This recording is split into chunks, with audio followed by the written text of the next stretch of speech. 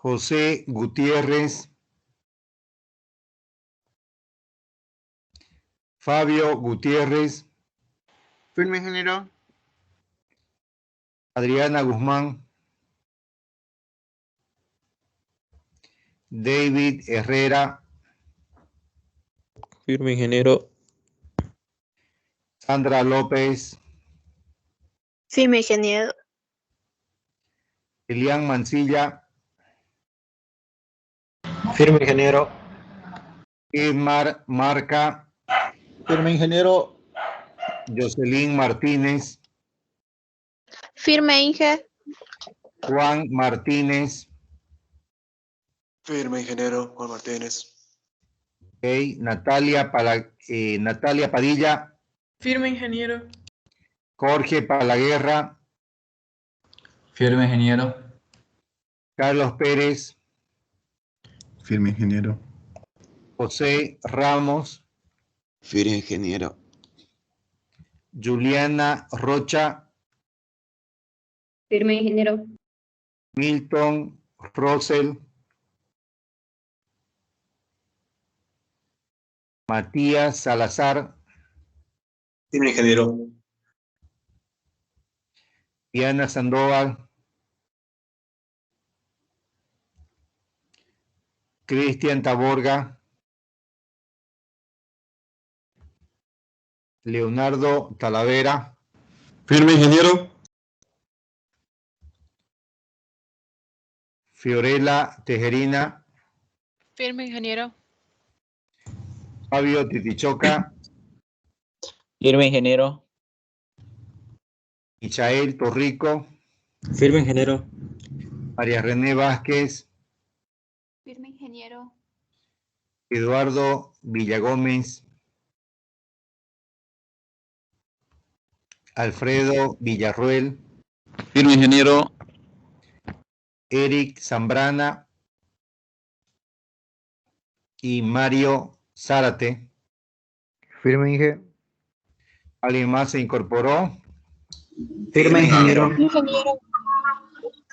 A ver, uno por uno. ¿Quién? Guzmán.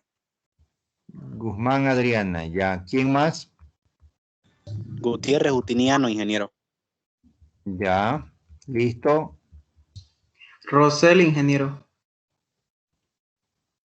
Ya está. Vanegas, ingeniero.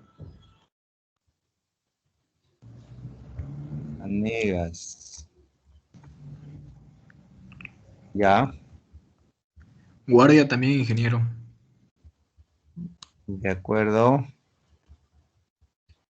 Bien, vamos a guardar entonces. Si no hay nadie Villagómez más. igual, ingeniero. ¿Quién? Villagómez.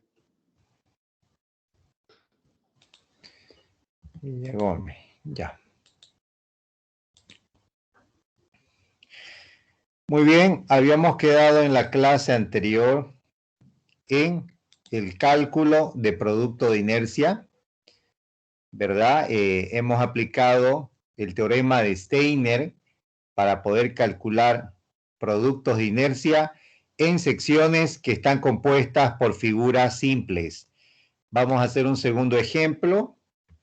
Ya es muy importante que dominemos el cálculo, que sepamos bien cómo se efectúa este tipo de operaciones. A ver, mire, la secuencia de pasos es muy simple. Lo primero que tenemos que hacer es calcular el centro de gravedad de esta figura. Entonces, vamos a poner como primer punto centro de gravedad.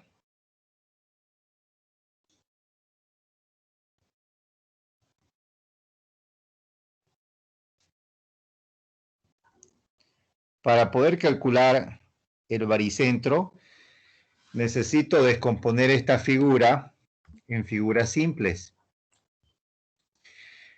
Para aquello, vamos a hacer lo siguiente. Podemos descomponer de varias formas esta figura, pero al final siempre vamos a tener 4 elementos, 4 figuras. Ya, a ver, se me ocurre que esta pieza de aquí abajo sea la primera pieza, es un cuadrado.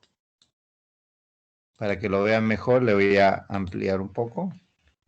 Aquí tendría la primera pieza, un cuadrado. Podría cerrar esta parte del orificio parabólico. Podría cerrarla de esta forma, de tal manera que tenga un cuadrado más grande. Y esa sería mi segunda pieza. Y la figura triangular sería mi tercera pieza. Es decir, a ver si me prestan atención, esta va a ser mi figura número 1. Es un cuadrado cuyo lado mide 10. Luego, el cuadrado más grande sería mi figura 2. También es un cuadrado que tiene una altura de 40 y obviamente una base de 40, ¿no? Es un cuadrado. El triángulo que tengo aquí sería mi figura número 3. Y finalmente el orificio parabólico sería mi figura número 4. Entonces aquí tengo las tres figuras que voy a utilizar. Y lo primero que vamos a hacer es calcular la posición de su baricentro. A ver, para el caso de la figura cuadrada es muy simple. Se va a encontrar a 10 centímetros de la base, 10 centímetros de la altura. Para el caso del cuadrado más grande, coincide con el vértice de la parábola. Para el caso de la parábola tenemos que aplicar una fórmula, pero se encuentra sobre su eje de simetría. Y aquí, bueno, también está relativamente fácil saber dónde está el baricentro. Entonces, lo primero que vamos a hacer es eso. Vamos a identificar coordenadas y área de cada figura. ¿Está bien? A ver, vamos a hacer eso entonces. Vamos a calcular el área 1. El área 1 estamos hablando de 10 centímetros por 10 centímetros. Esto nos da 100 centímetros al cuadrado. La coordenada X de la figura 1. A ver, la coordenada X de la figura 1 vendría a ser 5 centímetros. Y la coordenada Y también 5 centímetros. ¿Verdad? Estamos aquí en la figura 1 para aquellos que recién se están incorporando. Vamos a calcular el centro de gravedad. Ahora, vamos a la figura 2. La figura 2 vendría a ser toda esta figura, todo este cuadrado. Vamos a poner aquí entonces área 2. Sería 40 por 40. Esto da 1600 centímetros cuadrados. Se puede ver, ¿cierto? Lo que estamos haciendo, los cálculos. Sí, ingeniero. Ya. Ya, entonces en el caso de la coordenada G2, coincide con el vértice de la parábola. Si ustedes miden la coordenada, aquí tienen 30 para X y tienen 20 para Y. Entonces vamos a colocar aquí 30 y 20. Para la figura 3, aquí vamos a corregir el texto. Este sería la figura 3. Para el caso de la figura 3, el área es base 15 por altura sobre 2. ¿Cuánto da 15 por 30 sobre 2? 15 por 30 sobre 2. 225.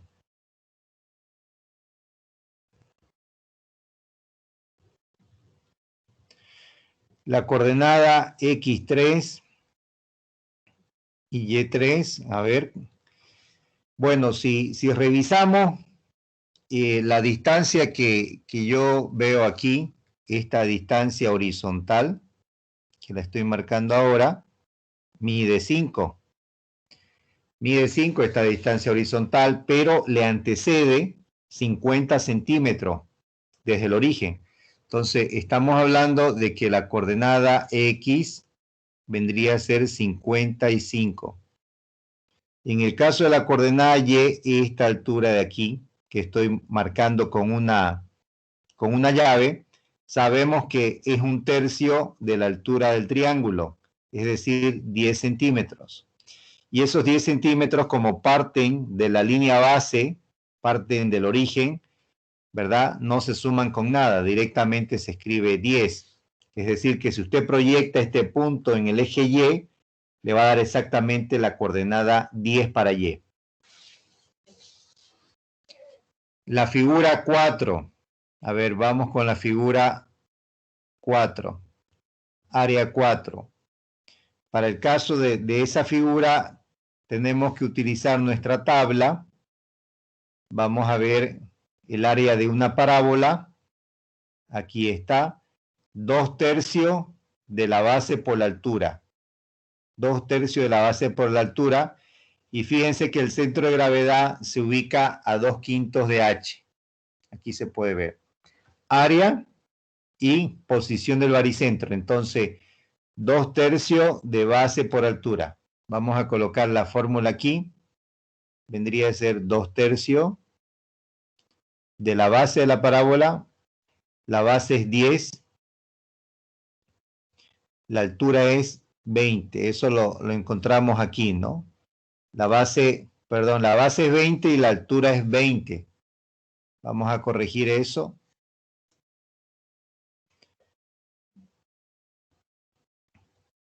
Base 20 y altura 20.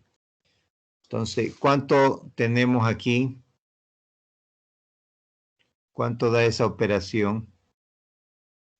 266, ¿no? 266,667 centímetros cuadrados. X4, Y4. Sí, ingeniero. Está bien, ¿no? Muy bien, gracias. Para el caso de X4, permítame, voy a grabar, ir guardando para que no se me pierdan los cálculos.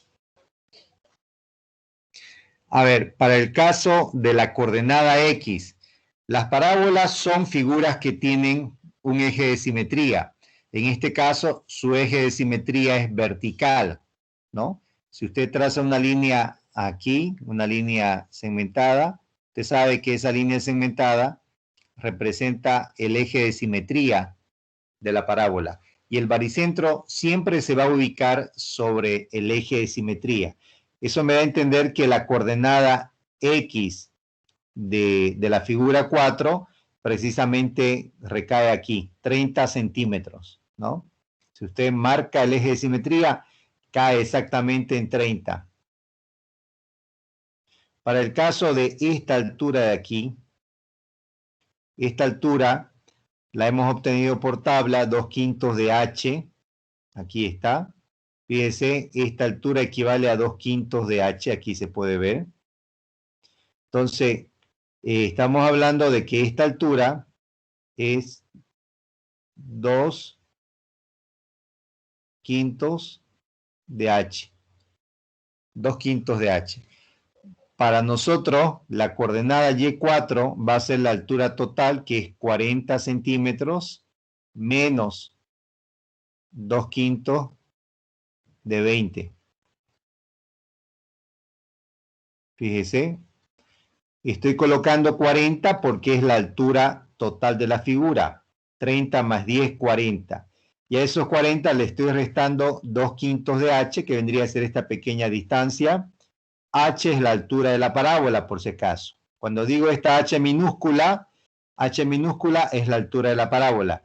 Cuando mencione h mayúscula es la altura de la sección. ¿Ya? Entonces, 2/5 de h, de la altura de la parábola. Entonces, ¿cuánto me da esta operación? 32. 32, muy bien. 32. Ya con eso tengo todas las propiedades de las 4 figuras.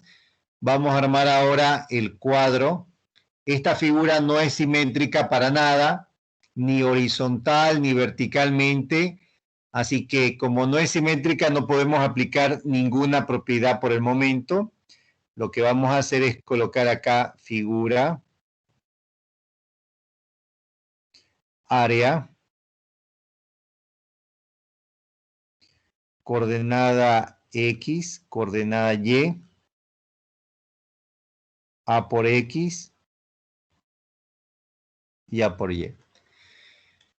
A ver, vamos a llenar el cuadro, vamos a poner figura 1, figura 2, 3 y 4. Tenemos 4 figuras. Y vamos a empezar a llenar la información que hemos calculado. La figura 1, área 100, coordenada X5, coordenada Y5. Estamos bien ahí, ¿verdad? Estoy tomando estos valores de cada figura. Se ha calculado su área y su centro de gravedad. Y bueno, eso lo vamos a reemplazar aquí. Para la figura 2, el área 2 sería 1600, X2 30, Y2 20. Entonces vamos a poner aquí 1600, 30 y 20. Para la figura 3, la figura triangular, base por altura sobre 2, nos dio 225 como área. La coordenada X, 55, la coordenada Y, 10. Para la figura 4, nos dio esta área, pero resulta de que esa área es negativa. Ahí tengo que aplicar sí o sí una propiedad donde especifica que los orificios tienen área negativa en el cálculo del baricentro o centro de gravedad. ¿Está bien? Esta área negativa solo aplica cuando calculamos centro de gravedad. La coordenada X vendría a ser 30 y la coordenada Y 32. No sé si hasta ahí tienen alguna consulta, duda, pregunta. Inge, buenas. Sí. Soy estudiante de Taborga, sí me estoy incorporando por internet. Ya. Si ya tomaron la lista de asistencia. Ya. Igual yo, Inge, me incorporé ya hace unos 10 minutos. Diana Sandoval. Solo no le dije nada. Diana, ya. Sí. Ya está la asistencia de ambos. Muchas gracias, ingeniero. Gracias. Porque, entonces, si ya hemos llegado hasta aquí, a ver, vamos a hacer las operaciones. Vamos a multiplicar entonces 100 por 5, 500. Y eso va aquí. Igual 100 por 5, 500. A ver, vamos multiplicando 1600 por 30. ¿Cuánto me da eso? 48.000. Sí. 1600 por 20. 32.000. 32.000. 225 por 55. 12.375. 12.375. 225 por 10, ya sabemos que es 2.250, ¿verdad? Vamos con la última fila. Este valor negativo por 30, ¿cuánto nos da?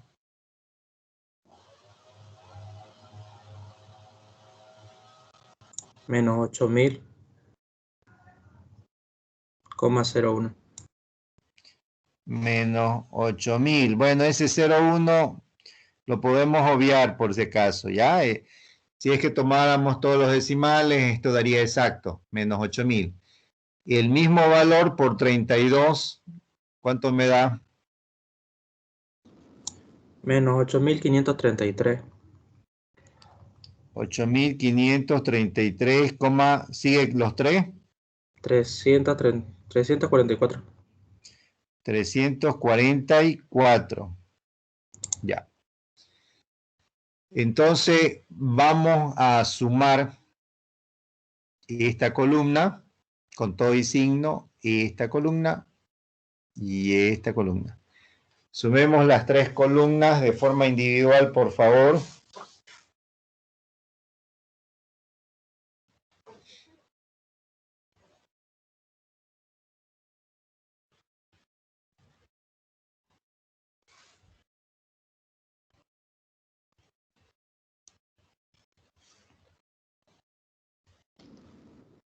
$1,658.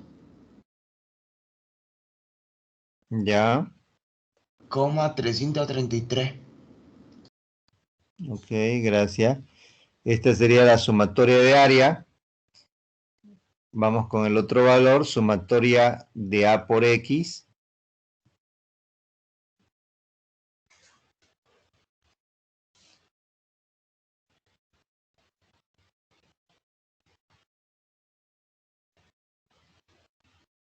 $9.674.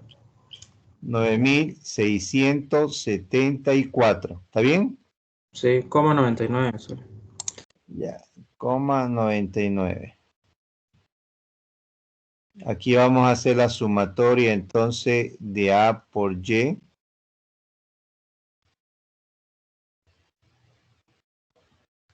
Ingeniero, en A por X a mí me sale 52.874,99. Ya. Pueden obviar este 0,1 ya, para que no tengamos ese 99. Pueden obviar.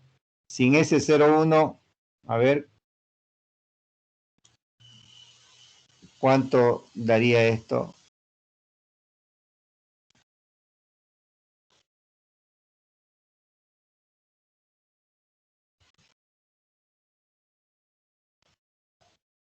Eh, 52.875.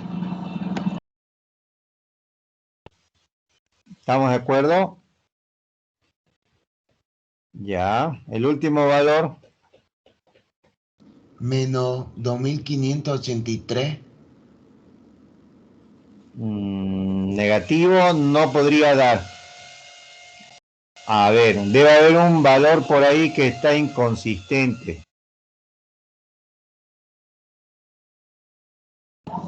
Eh, 26.216,656.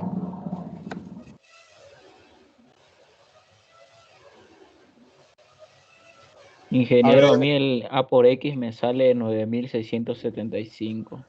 A mí A mí igual, también. ingeniero. Sí, a mí lo igual que, tenía su lo calculadora. que pasa es que aquí nos faltó un 0, ¿no? A ver. Veamos si nos faltó un 0. 3 por 48, 00. Aquí nos faltó un 0. Vamos a corregir eso y aquí nos faltó un 0. ¿No? Estamos hablando de 1.600 por 30, 48.000. Ahora sí está bien. 1.600 por 20, 32.000. ¿Cierto? A ver, vamos a corregir eso. Este valor está bien, ¿no? El otro valor, ¿cuánto me da?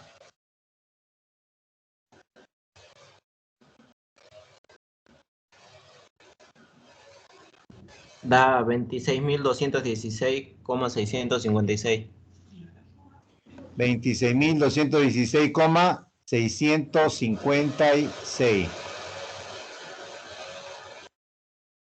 Bien, ahora sí, no pueden salir valores negativos en esta sumatoria cuando toda la figura se encuentra en el cuadrante X y Y positivo, ¿cierto?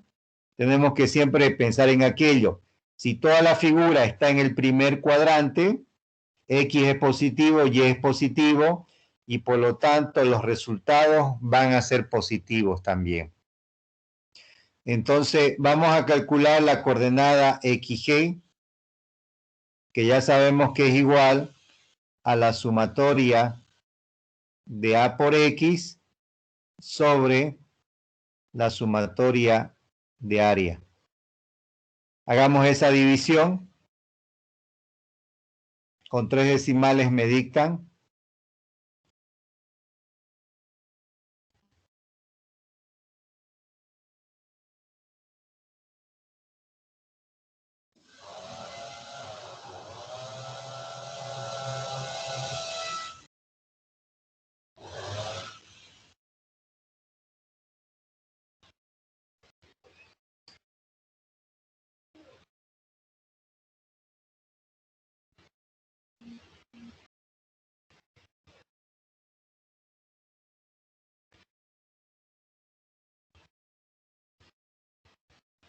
Primera da 31,884.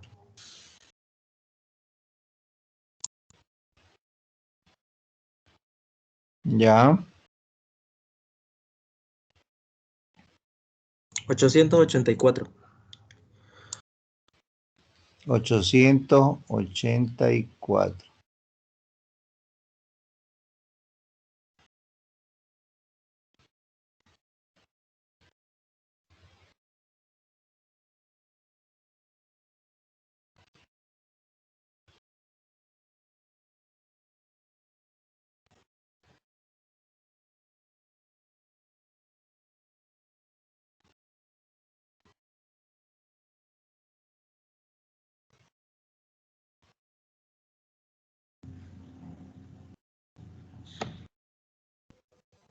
$15,809. 15,809. Listo. Ya está. Ya están los primeros resultados. Pero no me pide eso el problema. Me pide los productos de inercia. ¿Verdad? Este es un paso intermedio, un paso adicional. Pero ya tengo estos valores que me van a servir de ayuda. Entonces, a ver, hasta ahí hemos resuelto el paso 1. Vamos con el paso 2 entonces. Ya el paso 2 directamente es el cálculo del producto de inercia, ¿no? Vamos a poner acá producto de inercia por Steiner.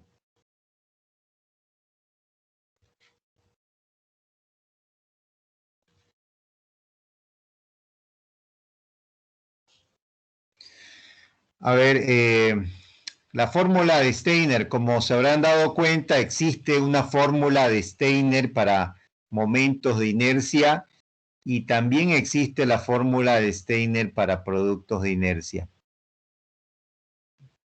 A ver, para el caso de producto de inercia, es una sumatoria de elementos desde 1 hasta n. Un producto de inercia de cada figura sería el primer valor. Esto se obtiene por tabla más el área de cada figura. Vengo diciendo que el área aquí siempre va a ser positiva, sin importar si la figura es un orificio, por, aquí vamos a colocar XG menos X de la figura por YG menos Y de la figura. Esa es la fórmula de Steiner que tenemos que aplicar. Vamos a ver cómo aplicar. Son 4 figuras, así que nos va a tocar aplicar a las 4. Pero, a ver, quiero conocer si se entienden las variables que tengo en esta fórmula. La primera parte, repito, es por tabla. Depende de la figura. La tabla ustedes ya la tienen, se las he pasado varias veces. Entonces, lo tienen aquí. Si requieren que se los pase de nuevo, bueno, se los voy a pasar en el grupo. Aquí Sí. está. Ya, se los vuelvo a pasar pues ahorita, ¿no? Pero deberían, a ver, descárguenlo, por favor, no lo pierdan. Está ahí. Está aquí, ¿no? Pero por si no lo están viendo, está aquí la tabla.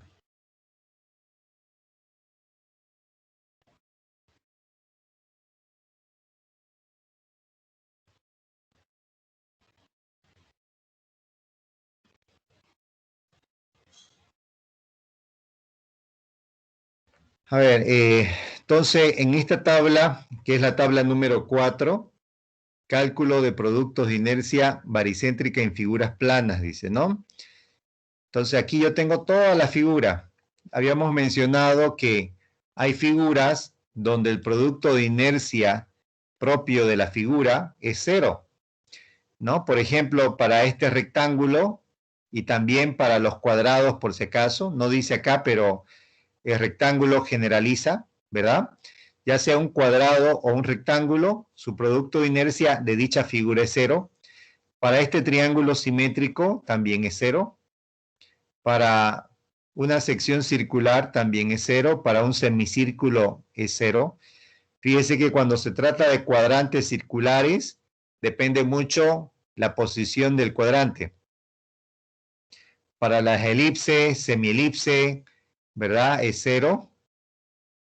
Para las parábolas, en posición vertical, posición horizontal, también es 0. Entonces, tenemos que tomar en cuenta esta tabla. Ya hemos visto cómo es que se llega a deducir las fórmulas que aparecen aquí. Entonces, lo que vamos a hacer ahora es aplicar la tabla, esta primera partecita. Entonces, viene por tabla, depende de la figura. Aquí se coloca el área de cada figura. Debe tomarse en cuenta que el área siempre es positiva.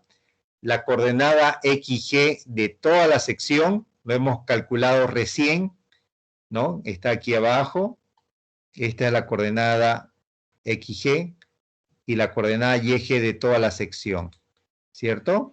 Entonces ya está la coordenada XG y YG. Esta es la coordenada X de la figura y la coordenada Y de la figura.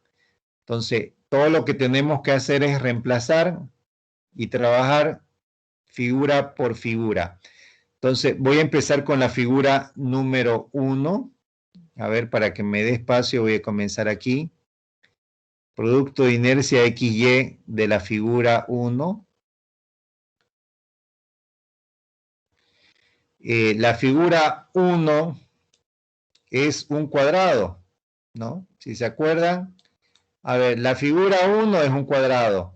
La figura 2 es un cuadrado. La figura 4 es una parábola. Estas tres figuras tienen un producto de inercia por tabla que es 0. El único que no es 0 es la figura 3, por si acaso. ¿Ya? Pero la figura 1 es un cuadrado, hemos dicho. A ver, entonces vamos a reemplazar. La primera parte, si me voy a la tabla, me va a dar 0 más el área de la figura 1. 100, lo tengo aquí al lado justamente. Paréntesis. La coordenada XG menos X1. A ver, la coordenada XG 31,884. Vamos a reemplazar eso. 31,884. Menos la coordenada X de la figura 1, lo tengo aquí, 5. Voy a multiplicar por la coordenada YG. YG 15,809. Aquí está, 15,809. Vamos a reemplazar 15,809 menos la coordenada Y1, que es 5. Y esto me da, haciendo operaciones, me va a dar un valor. Voy a seguir con la siguiente figura. Voy a hacer un poquito más abajo. Entonces, para la siguiente figura, igual es un cuadrado. Como es un cuadrado, voy a revisar la tabla de todas formas. Como es un cuadrado, sé que el producto de inercia es 0, ¿no? En la tabla lo buscamos y me va a dar 0. Entonces, el primer valor de la fórmula de Steiner es 0, más el área de la figura 2, 1600, lo tengo aquí al ladito justamente. La coordenada X, G, la vamos a copiar de allá arribita, menos la coordenada Y, la coordenada X de la figura 2 es 30, coordenada YG, 15,809, menos la coordenada Y2, 20. Ahí está para la segunda. Si avanzamos a la tercera, la tercera figura es el triángulo. Fíjese cómo está el triángulo, en qué posición está. Está con el cateto horizontal abajo y el cateto vertical a la izquierda. Entonces voy a irme a la tabla y voy a buscar esa posición. Aquí justamente aparece, ¿no?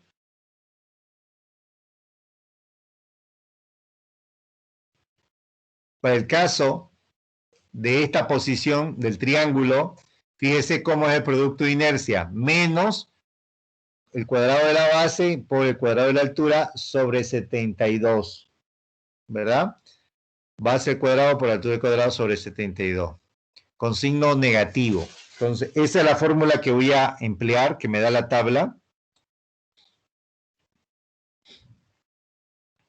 Y vamos a poner entonces menos base, la base es 15 al cuadrado por la altura al cuadrado sobre 72. Repito, esta primera parte es por tabla, más el área de la figura 3 nos dio 225 por el valor de XG menos el valor de X3, que lo tengo ahí al ladito igual. Aquí tengo X y Y, por el valor de YG menos 10. A ver, la última figura, la figura 4, que vendría a ser una parábola. Para esa parábola, el producto de inercia es 0, lo podemos revisar, pero ya hemos comentado en la clase anterior que cuando una figura tiene 1 o 2 ejes de simetría, su producto de inercia es 0. Aquí se puede ver. Para el caso de una parábola de eje horizontal o vertical, el producto de inercia es 0. Entonces, la primera parte es nulo, más ponemos el área 226,667, coordenada XG, menos la coordenada X.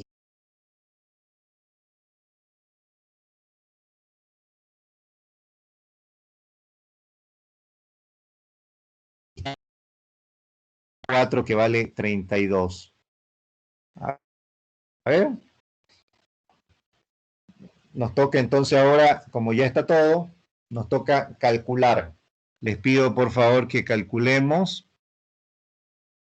Una vez tengamos listos esos resultados, me dictan.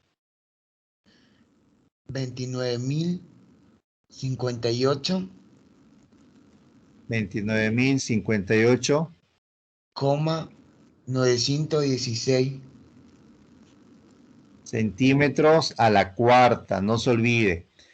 Por si acaso esa unidad no tiene ninguna interpretación geométrica. Por si alguien se lo está pensando o quiere intentar adivinar cuál es el significado geométrico, físico de esa unidad, no tiene.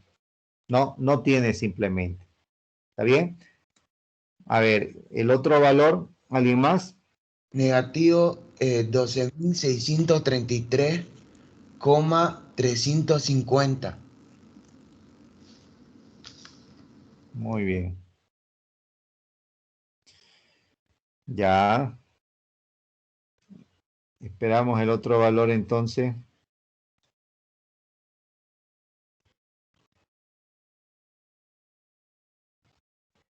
Menos 33.025. Ya, coma. 689.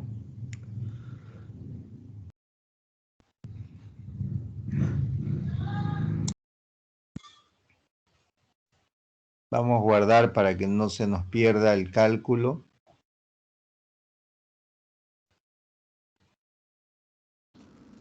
Menos 8.134.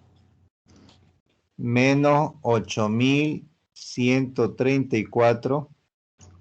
369. Muy bien. Gracias. Revisan por favor si todos los resultados están bien. Ingeniero, en la tercera, donde dice, 689, es 690. Ya haciendo los redondeos y todo, ¿no? Sí. Ingeniero, a mí la última me salió 6.914. A mí también, ingeniero. 6.914. ¿Negativo o positivo? Negativo igual. A ver, menos 6.914, 214. ¿Sí? ¿Están de acuerdo? Sí, ingeniero. Ok. A ver, entonces, ¿cómo quedaría la fórmula del cálculo de producto de inercia?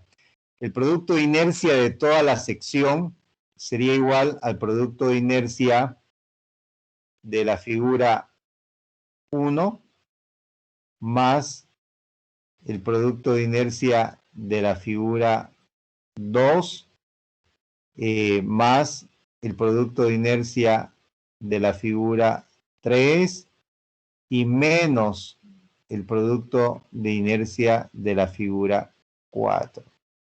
A ver, la última, dígame. El área número 4 es 266,667, por eso le sale diferente a mis compañeros. La anterior respuesta estaba bien.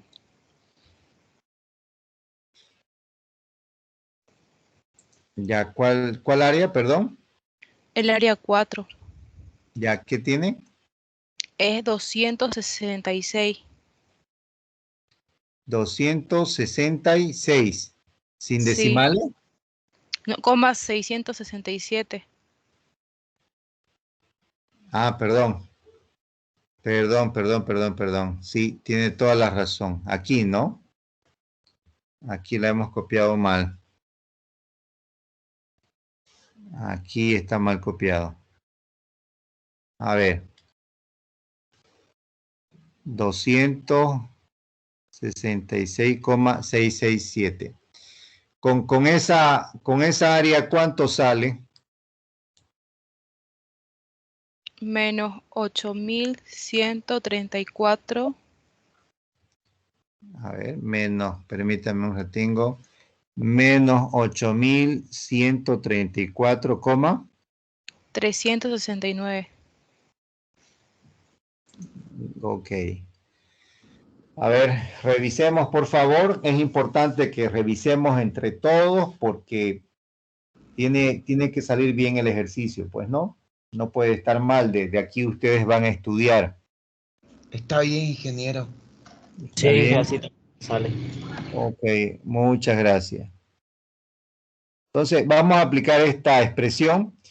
tenemos que sumar los 3 primeros valores y el último valor no significa que vaya a restar si no le cambiamos de signo, ¿cierto? El primer valor, mire, es positivo, el segundo es negativo, el tercero es negativo, el cuarto es negativo, pero como hay un signo menos acá, el cuarto se va a volver positivo. Entonces, considerando todo y signo, reemplazamos aquí y me dictan cuál sería el resultado de esto.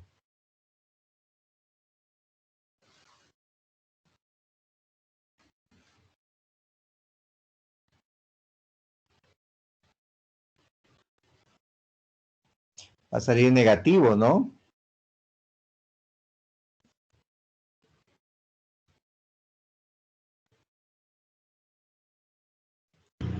Menos 8.465.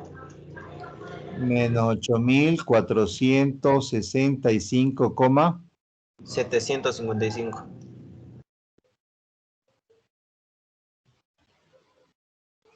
¿Qué dicen los demás? ¿Está bien? Sí, está bien. Ya, entonces este es mi resultado.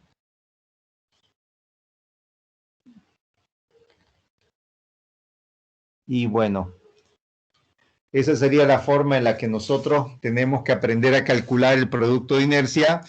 Nos lo van a exigir así, nos lo van a pedir así cuando llevemos materias de más arriba y tenemos que estar preparados para aprender a hacer estos cálculos correctamente. Si ustedes se dan cuenta, no es complicado, es muy simple, ¿no? En el caso de centro de gravedad, ustedes ya tienen experiencia en calcular centros de gravedad, centroides. En el caso de la fórmula de Steiner, su aplicación es muy simple porque está referido al uso de una tabla y a sustituir valores, ¿no?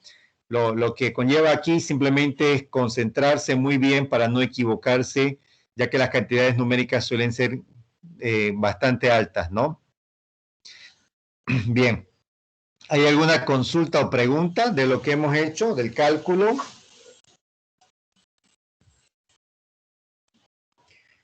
Entonces, vamos a continuar con el avance.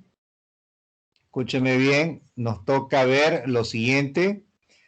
Ya hemos visto 4 propiedades, 4 características geométricas que son fundamentales, que van a ser de mucha utilidad para ustedes, para las materias superiores, que les va a permitir de alguna manera verificar la resistencia de los materiales.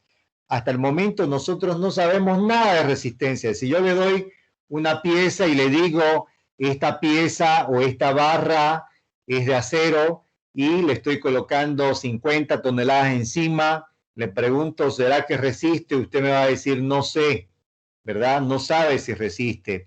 Pero ya en la materia de más arriba, cuando ustedes lleven estructuras metálicas, estructuras de madera, resistencia de materiales, ahí su docente le va a enseñar a verificar si una pieza soporta o no una determinada carga. Pero para eso le va a exigir a usted que sepa calcular todo lo que estamos haciendo ahora, que sepa calcular centros de gravedad, momentos estáticos, momentos de inercia, productos de inercia, que son las 4 propiedades que hemos visto, ¿ya? Les va a exigir, le va a decir, usted ya sabe, no les va a enseñar por si acaso. Pero además de esas 4 propiedades, existen otras 2 que quiero mencionar. Esas 2 propiedades son radio de giro y módulo resistente. Son propiedades propias de las secciones cuando soportan fuerzas de compresión y cuando soportan fuerzas de flexión. Cuando usted escuche la propiedad radio de giro, tiene mucho que ver con la capacidad que tienen las columnas para no doblarse frente a la acción de una carga axial. ¿Qué significa eso? A ver, cuando digo carga axial, bueno, una columna, las columnas son piezas verticales, ¿ya? Cuando usted escuche columna, son piezas verticales. Las columnas generalmente soportan fuerzas que son también verticales. Esas fuerzas se llaman cargas axiales de compresión. Entonces, una columna vertical soporta una fuerza vertical. Y debido a esta fuerza, si este elemento es delgadito, o es esbelto. Nosotros decimos esbelto cuando hablamos de columnas delgadas. Si esta columna es delgada o esbelta, puede generarse este fenómeno, ¿ya? Esta pieza puede doblarse de esta manera. Al doblarse de esta manera, decimos que ha flexionado por pandeo. El término de la deformación que están viendo, el nombre de la deformación que están viendo, se denomina pandeo. Y cuando uno analiza el comportamiento de pandeo de una columna, lo hace utilizando esta propiedad, radio de giro, ¿ya? Por otro lado, cuando nosotros trabajamos con vigas, las vigas son elementos horizontales, generalmente son horizontales y generalmente están apoyadas en sus extremos. Cuando trabajamos con vigas y esas vigas soportan cargas verticales, ¿verdad? Suelen experimentar una deformación que se llama deflexión o elástica. Esa deflexión es una curvatura que se genera en la viga, una curvatura, yo la estoy dibujando exagerada, ¿no? En la práctica no es tan exagerada, pero la estoy dibujando de manera muy pronunciada para que ustedes puedan identificar el tipo de deformación. Igual en el otro caso, ¿no? La dibujé un poquito exagerada. Entonces, a esta deformación se llama, repito, deflexión. La deflexión se calcula o se puede determinar utilizando los módulos resistentes de la sección. Y esta otra deformación se llama, hemos dicho, pandeo. Y el pandeo se puede calcular también utilizando el radio de giro. ¿Está bien? ¿A qué llamamos radio de giro? A ver, ¿a qué llamamos radio de giro? Radio de giro, esta propiedad, dice, es una de las variables que interviene cuando verificamos la estabilidad de una columna. Matemáticamente queda definida a través de las siguientes expresiones. Ya, hay dos expresiones que son deducidas a partir de conceptos de deformación en columna. El radio de giro es igual a la raíz del momento de inercia en X dividido entre el área. Y el radio de giro en Y es igual al momento de inercia en Y sobre el área. Cuando decimos momento de inercia y área, se refiere a la sección. Ya estos valores son de la sección, que quede claro. Por ejemplo, si ustedes van a analizar una columna que tiene una forma, por decir, angular o forma de L, esta es una columna, por ejemplo, si ustedes me van a analizar una columna de esta forma, que tiene una fuerza aquí vertical, ¿verdad? Cuando decimos inercia, se refiere a la inercia de la sección, de lo que estoy marcando acá, de lo que estoy resaltando. Y el área también se refiere de la sección, ¿no? ¿Cuánto es el área de la figura de la sección? Entonces, simplemente lo que tenemos que hacer para calcular el radio de giro es saber calcular los momentos de inercia de cualquier figura y saber calcular el área, que es mucho más simple. Usted divide el momento de inercia sobre el área y obtiene el radio de giro. Y repito, este valor es decisivo cuando calculamos la estabilidad de columnas. Aquí está el significado de cada variable. Rx, Ry, radios de giro para el eje X y para el eje Y. Y sub X, Y sub Y, momento de inercia para los ejes X y Y. Y A es el área de la sección. ¿Está bien? ¿Tienen alguna consulta de esta parte? ¿Alguna duda? ¿Pregunta? Van a bregar hartísimo con estas fórmulas cuando lleven resistencia de materiales, ¿no? Son muy simples, pero junto a estas fórmulas van a utilizar otras fórmulas que le van a dar dolor de cabeza cuando lleven resistencia de materiales. Estas son muy sencillitas en realidad, ¿no? Porque calculo inercia, divido entre el área, aplico raíz cuadrada y ya está. ¿Ok? ¿Hay alguna pregunta? Ya estamos acabando, por si acaso, incluyendo el avance. terminamos con esto, módulo resistente, ¿ya? Lo he explicado, dice, cuando se verifica la resistencia de una viga a flexión, esta propiedad admite una importancia significativa, pues su magnitud es decisiva para garantizar la resistencia del elemento. El módulo resistente se define matemáticamente a través de las siguientes expresiones, ¿ya? Esta palabrita es importante que vayamos entendiendo todos los términos que utilizamos en ingeniería de estructura. Viga a flexión, dice, ¿no? Las vigas siempre soportan flexión, ¿ya? Es decir, que si no menciono acá la palabra flexión, ya usted debe entender que las vigas soportan sí o sí flexión, ¿está bien? Obviamente aquí yo lo resalto y lo pongo y lo escribo en la redacción porque quiero que usted se vaya quedando con esa terminología. Flexión es cuando la viga se deforma. Esta es mi viga, está apoyada, le aplico una carga y esta viga se dobla. A ese doblado se suele conocer como flexión. Hay otras vigas que son propias de los balcones. Si usted tiene un balcón en su casa, son vigas en volado, ¿no? Son vigas que van volando en voladizo. Estas vigas cuando soportan carga, pues se flexionan o se deforman de esta manera, ¿no?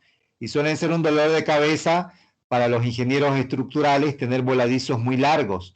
Normalmente ustedes se van a dar cuenta que los balcones son de 1 metro, 1,50 m, pero es raro un balcón de 2 metros, 3 metros, peligroso 3 metros, ¿no?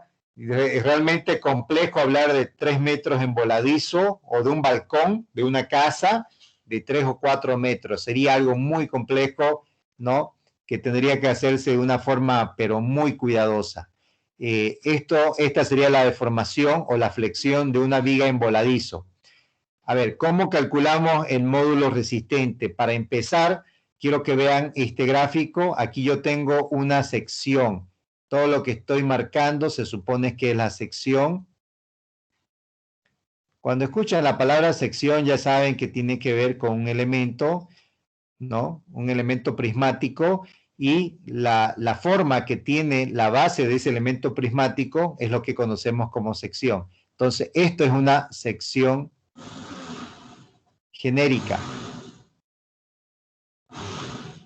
Cuando decimos sección genérica, ya hemos dicho que puede ser rectangular, puede ser cuadrada, puede ser circular, puede ser triangular, puede ser un perfil tipo I, que son los perfiles metálicos, puede ser un perfil angular, puede tener muchas formas, ¿no? Su geometría puede ser diversa. Pero aquí yo tengo una sección genérica y van a ver que en esa sección genérica se ha calculado el baricentro, se tiene el baricentro. Y exactamente por ahí se pasa el origen de un sistema cartesiano X, Y. ¿Está bien? Lo que vamos a hacer es lo siguiente. Lo que se tiene que hacer primero es trazar rectas paralelas al eje X y al eje Y que bordeen los límites de la sección. Por ejemplo, si ustedes ven la línea 1 y la línea 2, ambas líneas o ambos segmentos de recta son paralelos al eje Y, ¿verdad? Y delimitan la sección a la izquierda y a la derecha. Es decir, el punto que estamos identificando aquí, el punto 1 y el punto 2, son los puntos más alejados del baricentro en la dirección del eje X, ¿cierto? Por otro lado, también tengo esos mismos puntos aquí, 1 y 2, que le voy a llamar 1' y 2'.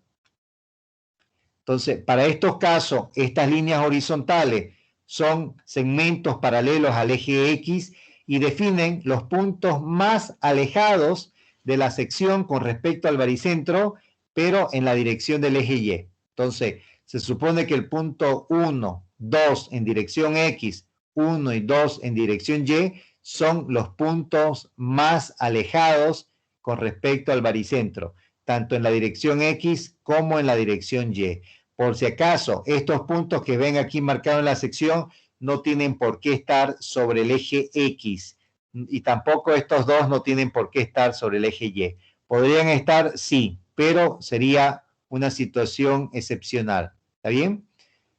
A ver, una vez que uno identifica los puntos más alejados del baricentro, a esos puntos le llama uno X1, X2, Y1, Y2. Fíjense que para el punto de la izquierda, X1. Para el punto de la derecha, X2. Para el punto inferior, Y1. Y para el punto superior, Y2. Entonces, con esos valores de X1, X2, Y1 y Y2, ya podemos calcular los módulos resistentes. Cuando vean esta letra W, significa módulo resistente. Entonces, tenemos módulos resistentes en X y en Y. Tenemos para X1, para X2, para Y1 y para Y2. ¿Está bien? ¿Cómo se calcula? Muy simple. La inercia de la sección sobre la distancia Y. Para X1, para el eje X sería sobre Y1. Para Y1 sería módulo de inercia en Y sobre X1. Quiero que vean que el denominador es opuesto siempre al módulo de inercia. Es decir, que si yo tengo X aquí, aquí debo tener X, y aquí tengo el opuesto que vendría a ser Y. ¿Está bien? Y eso se efectúa para cada uno de los valores, tanto para el punto X1, X2, Y1 y Y2. ¿Tienen alguna consulta, señores? ¿Alguna pregunta, duda? Los escucho.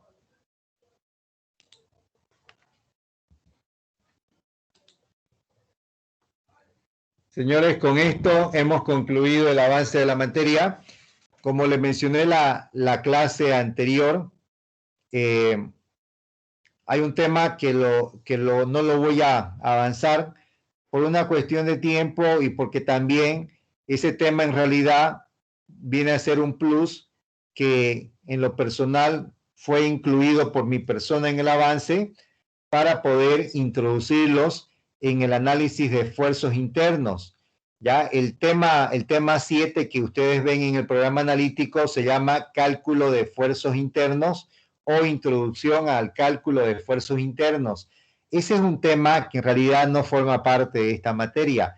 Es un tema que se avanza en todo el semestre de la materia estructuras isostáticas, ¿ya?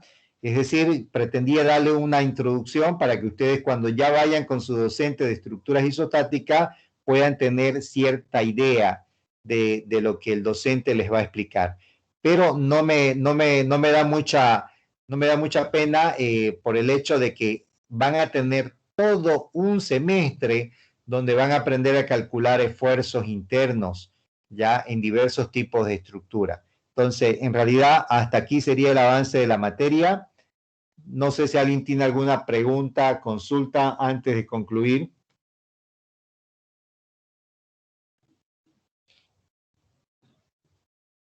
Nada, nadita.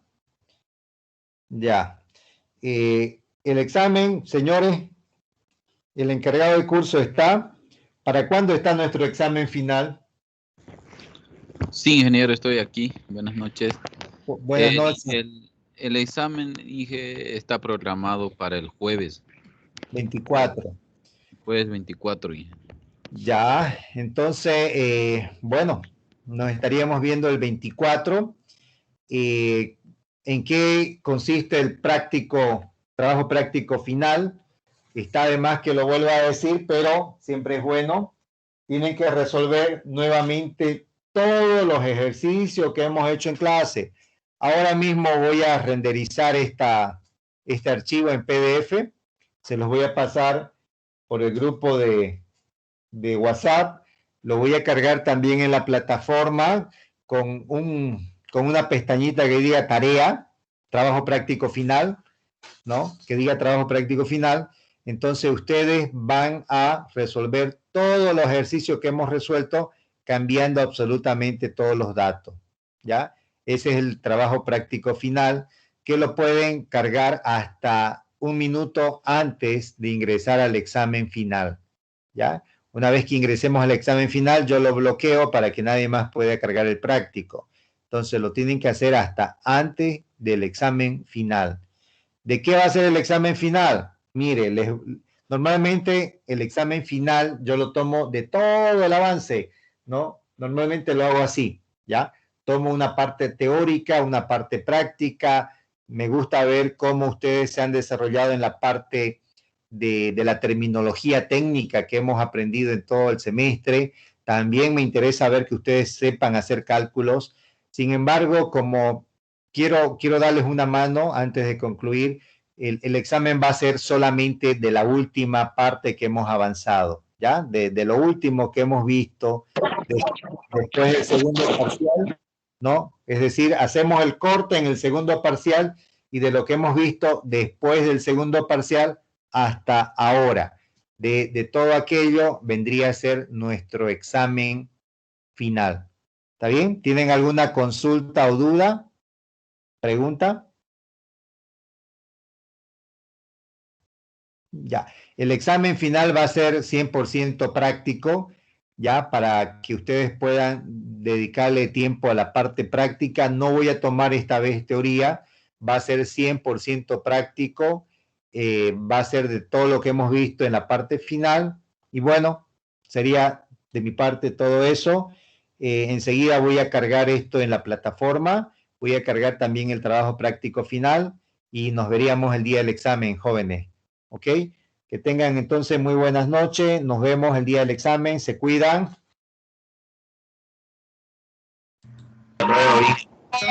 Hasta luego, Inge. Buenas noches, Inge. Chao, chao. Hasta luego, ingeniero. Gracias.